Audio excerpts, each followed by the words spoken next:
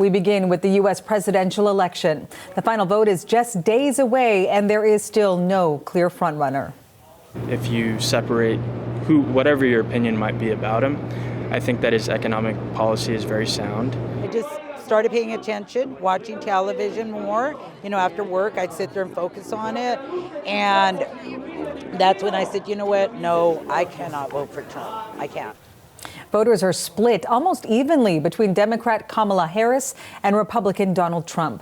The candidates are making their final pitches this weekend in the lead up to Tuesday's vote, trying to sway support in the razor-thin contest. CBC's John Northcott is in battleground, Georgia, just outside of Savannah, Georgia. So, John, we're looking at that scene there. It is busy. It's bustling. Give us a sense of what's happening around you there. Marianne, yeah, this is in fact the Bryan County Republican office, and they, on this weekend before the big day, are making the final push here. I can tell you that the chairman let us in here at 4:45 in the morning, and the volunteers started coming in just after 6 a.m. So there's no question this is a motivated crowd. There has been politics in the air here all morning, and this is, of course, in the final days, really hours until that election. The advance, as they call it down here, early voting has ended in the state of Georgia with record numbers. More than half of the eligible voters in the state have made their trip to the Civic Center and variety of other community centers and polling places around the state to cast those ballots. So it shows you the level of enthusiasm. It seems that both Republicans and Democrats are motivated. There's no question about this crowd here as they make the calls and prepare to go out. And GOTV is the word now.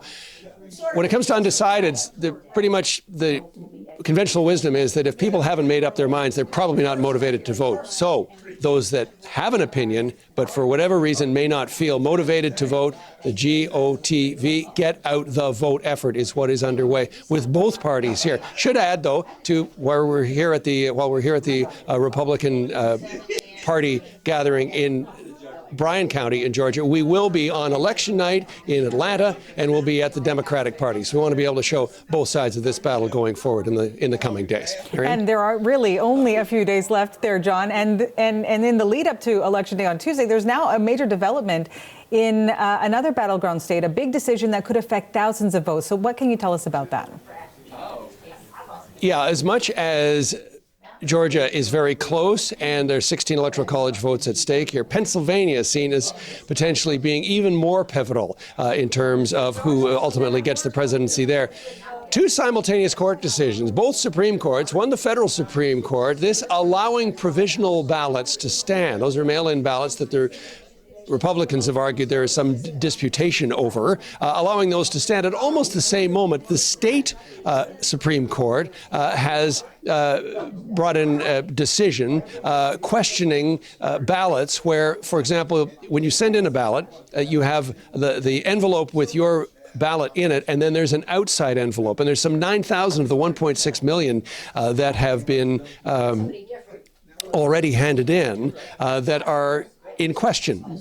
And so that Supreme Court in that state allowing those. So whether or not those two efforts cancel each other out, the bottom line is we are setting the stage for what will be court battles that could go on long after the election itself. And let's get back to the battleground state where you are in Georgia. What are you hearing from voters on the ground?